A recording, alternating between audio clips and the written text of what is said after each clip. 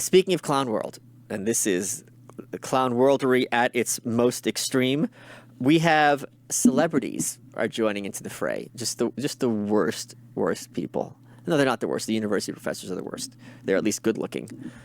John Legend, Megan Rapinoe are among those who reportedly signed a petition to defund police departments. The petition calls for local governments to decrease spending on police departments and increase spending. I love it how there's civil unrest and all of a sudden they're conservatives. It's just amazing. Oh, we're spending too much money. It's amazing. Decrease spending on police departments and increase spending on healthcare and education. This according to a report published yesterday by Rolling Stone. Other celebrities who reportedly signed include people who I don't know who they are, including Common, I've heard of him. The Weeknd, I would have assumed that was a band. It's a person?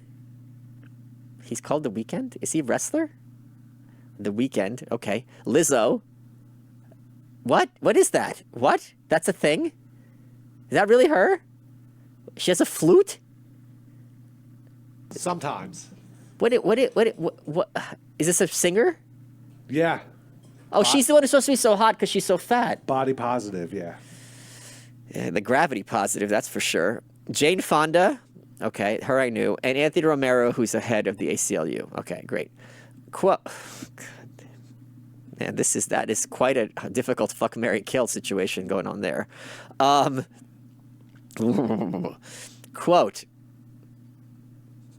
the teleprompter's gone haywire. All words matter.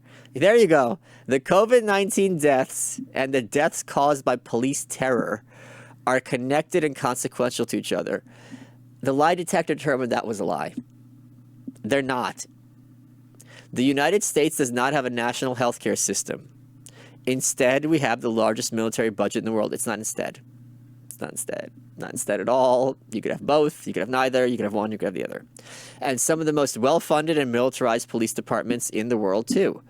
Policing and militarization overwhelmingly dominate the bulk of national and local budgets. I don't think that's true at all. I am pretty sure it's welfare and entitlements.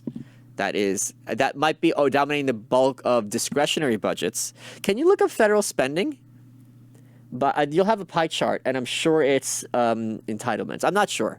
Maybe it's both. It could be that the Republicans push for the military, Democrats for entitlement. They shake hands behind the scenes, and both sides get what they want, and the budget goes out of control. But I'm fairly sure that entitlements are certainly commiserate with. What's the blue one? Social Security. And what's the orange one? Medicare Health. There you go. So this is a lie. Military.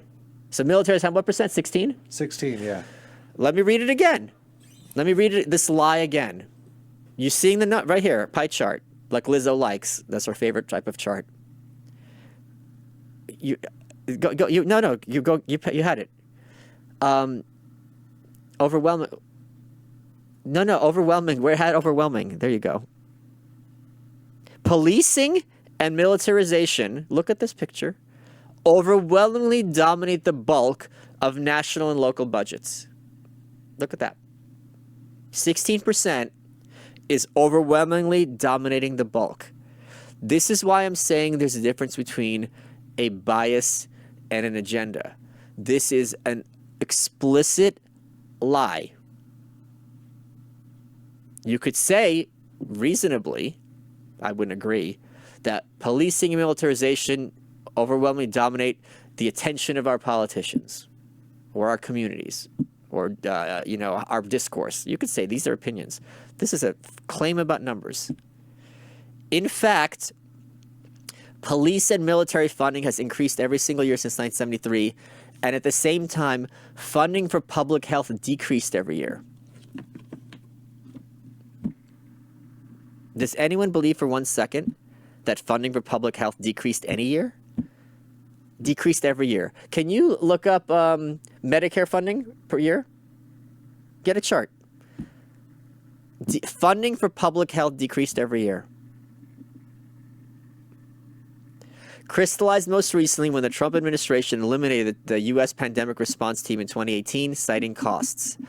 Right. The government hasn't been spending money on this pandemic. It's all been private organizations. Right.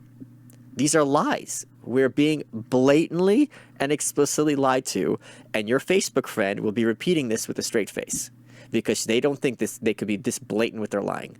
Do we got it? You have a bar. I'm sure there's a bar graph somewhere. Yeah. Since 19. Oh, yeah. There you go. Go back to what he said, please, Garrett. With 73. Funding for public health decreased every year since 73.